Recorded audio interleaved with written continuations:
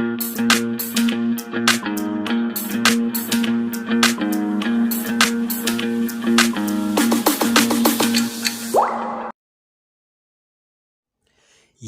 mwebale nnyo muli live ku The Buzz UG wabula abo batuna ku subscribing onyigene ku kadde.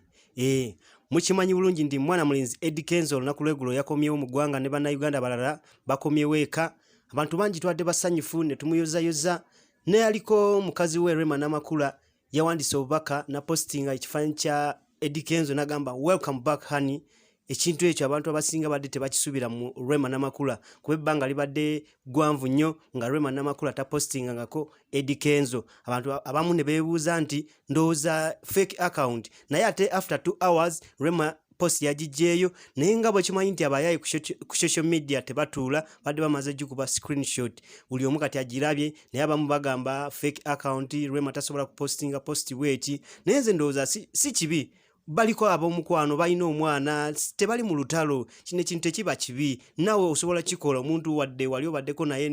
ne mukyawagana buli omu ali bibye naye tekireetawo nti waliwo okusika miguwa tekiba kibi kikyolowooza ku ekyo wabula ne mwana mulenzi Eddie Kenzo